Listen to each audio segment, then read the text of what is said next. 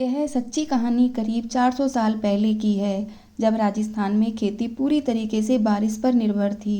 राजस्थान जैसे इलाके में बारिश होना बहुत बड़ी खुशकिस्मती मानी जाती थी, क्योंकि उस समय बारिश के अलावा सिंचाई का कोई दूसरा साधन नहीं था।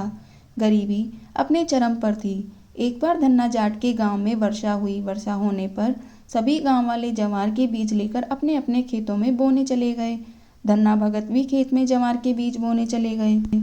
रास्ते में उन्हें 4 साधु संत मिले। उन्हें देखकर वह प्रसन्न हुए।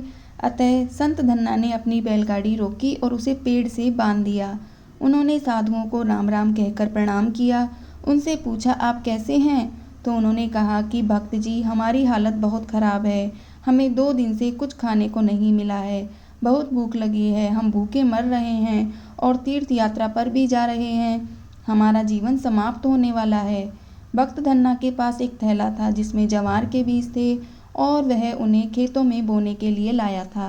उसने सोचा कि यदि वह बीज नहीं बोएगा तो उसके बच्चे भूखे मर जाएंगे, और यदि वह इन 4 ऋषियों को भोजन नहीं कराएगा तो वो मर जाएंगे। धन्ना की पत्नी नास्तिक और झगड़ालू महिला थी। वह घर में किसी को भी भोजन नहीं कराती थी और धन्ना बैरागी के साथ भी दुर्व्यवहार करती थी। उसने सोचा कि यदि मैं जवार बो दूंगा और मान लो वर्षा नहीं हुई तो ये सारे बीज व्यर्थ हो जाएंगे। फिर उसने सोचा कि अब चाहे मेरी पत्नी मेरी भक्ति और दान में बाधा बने, लेकिन मैं भगवान को साक्षी मानकर इनके प्राण बचाऊंगा। यह विचार कर भक्त धन्ना ने ऋषियों से कहा, ये जवार बाजरे के बीज हैं, इन्हें खाकर अपनी भूख मिटाइए। भूखे ऋषियों ने सारे जवार के बीज खा लिए। उन्होंने धन्ना बैरागी को धन्यवाद दिया और चल दिए। धन्ना की पत्नी बहुत क्रोधी थी, इसलिए उसने सोचा कि यदि वह नाटक नहीं करेगा तो खेत का पड़ोसी उसकी पत्नी से शिकायत करेगा कि तूने जवार के बीज क्यों नहीं बोए, और फिर वह मुझसे झगड़ा करेगी। इसलिए उसने अपने थैले में कंकड़ इकट्ठे किए, जैसे कि कंकड़ की जगह जवार के बीज रखे हों। भक्त धन्ना ने बैलगाड़ी पर सवार होकर कंकड़ बोने का नाटक किया और आसपास के लोगों को लगा कि वह खेत में जवार बो रहा है। कार्य पूरा करने के बाद धन्ना अपने साथी किसानों के साथ घर लौट आया। धन्ना बैरागी का नाटक कोई नहीं समझ सका। भगवान तो सर्वज्ञ हैं, उन्हें सब कुछ पता था। बाद में वर्षा नहीं हुई। सबकी जवार की फसल 1-2 महीने बाद 2 फीट ही बढ़ी। धन्ना के खेत में घने तुम्बे खूब उगे।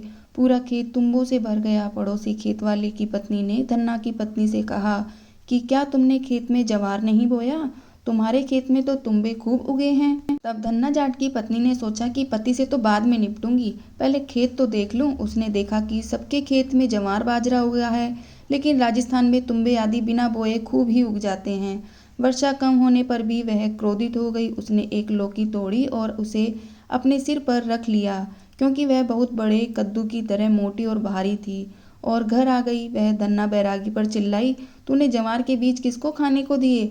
सबके खेत में जवार उगी और तेरे खेत में तुम्बे उगे हैं। क्या बच्चे तुझे खाएंगे? यह कहकर उसने झल्लाट में लौकी को तेजी से भक्त धन्ना जाट के सर पर फेंक दिया और कहा, देख अपना कारनामा। किसी तरह धन्ना ने अपना सिर बचाया। धन्ना तो सुरक्षित रहा, पर तुम्बा जमीन पर गिरते ही टुकड़े टुकड़े हो गए। उसमें से 5 किलो जवार निकला, एकदम साफ बीज जैसा, जो बोने के काम आ सकता है। बाजरे को देखकर धन्ना की पत्नी का गुस्सा एकदम शांत हो गया। उसने बीजों को घर में एक चादर पर रखा और लौकियां लाने के लिए खेत में चली गई। उसने लौकियां तोड़ना शुरू कर दिया। देखते ही देखते चादर पर जवारों का ढेर लग गया। पीछे से धन्ना भगत भी आ गया। अपने ऊपर भगवान की कृपा होते देख वह बहुत खुश हुआ। बाकी सभी किसानों की फसलें नष्ट हो गई, क्योंकि तब बारिश नहीं हुई थी।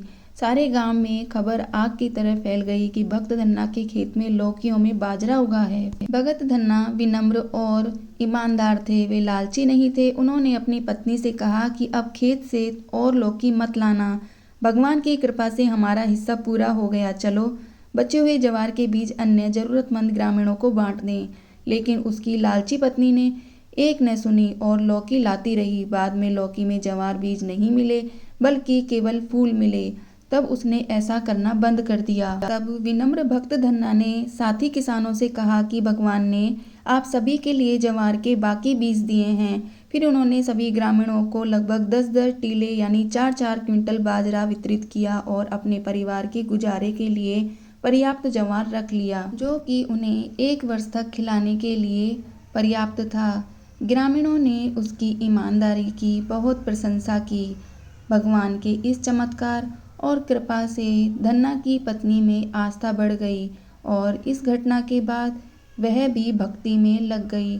भगवान, साधु संतों और जरूरतमंदों की सेवा करना उसके लिए भी अपने पति की तरह ही प्राथमिकता बन गई। फिर ठाकुर जी की कृपा से पति पत्नी दोनों का कल्याण हुआ।